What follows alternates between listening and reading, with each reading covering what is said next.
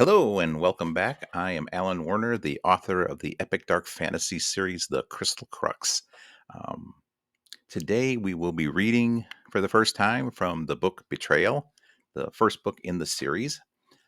This here is a copy of the first edition of Betrayal. This is the one that was released back in 2016. This edition is no longer available, and so we're going to set that one aside.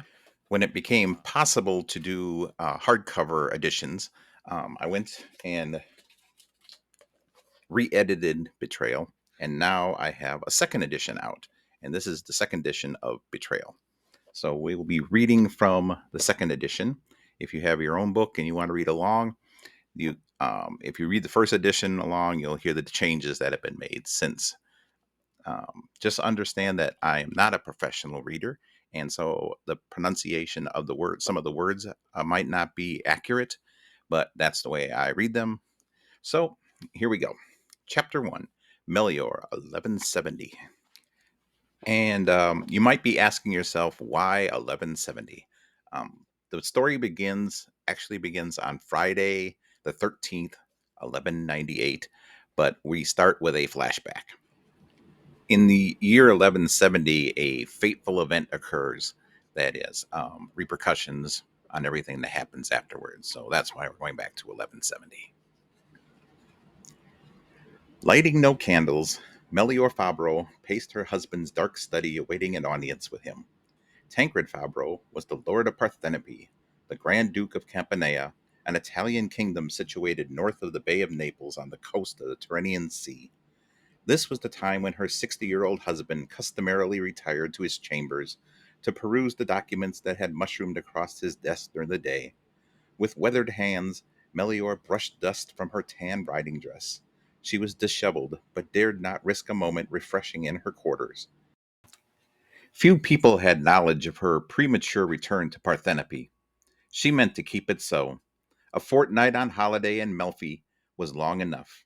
Tancred had no reason to expect her this soon. Surprise. Melior retrieved an aromatic pomander ball from a deep pocket in her dress.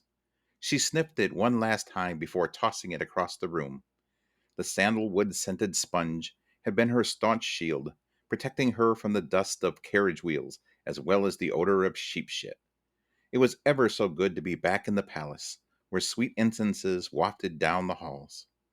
In the darkness of the study, her mind drifted back to the journey and a stretch of road called Eagle's Pass.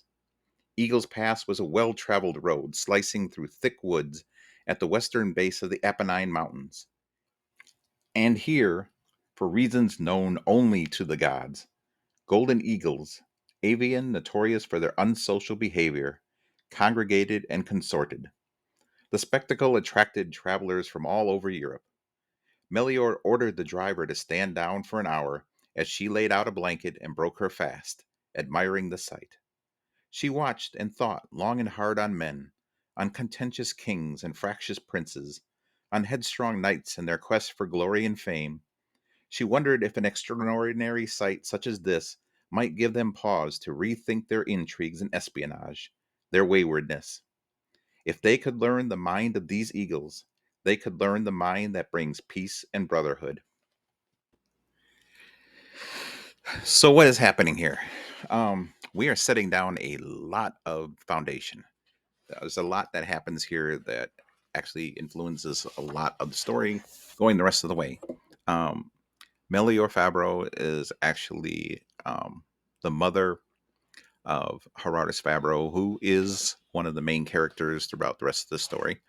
Um, Melior has just returned to surprise her husband, and people don't know that she's returned. This is part of the story that goes on way later too. Um, she traveled through an area called Eagles Pass. This is a big part of the story, Eagles Pass. At this time, as we find out, it was actually a well traveled area. People went there all the time.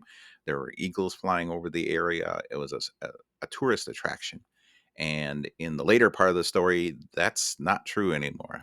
And so this is kind of like telling us that something happened between then and now in the story or later. and also her just talking about the minds of the eagles and how that could bring about peace and just the waywardness and the contentiousness of all the people that are in charge. So we're just going to read a little bit more because there's a little bit of more foundation here. So the carriage ride had been hard on her hips and back. She was sore and could not sit, choosing rather to lean against the wall. Uncharacteristically, she bit her fingernails, waiting, waiting. A harmless green lizard no more than 6 inches long sidled up beside her shoulder, its webbed toes clinging confidently to the wall. These reptiles were pervasive annoyances throughout the Campania region. Unfazed, Melior nonchalantly brushed it away with the back of her hand. Soundless, the lizard scurried down the wall, dropped to the floor, and disappeared under a bulky armoire in the corner. And so, lastly, we are establishing that there are lizards around, and their presence is an annoyance, and this will come into play a lot throughout the story.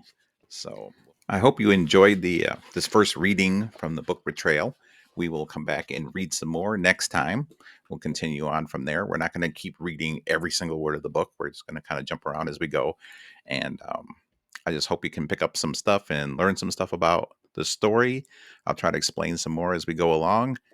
Until the next podcast, just keep reading and stay inspired, and see you next time. Bye bye.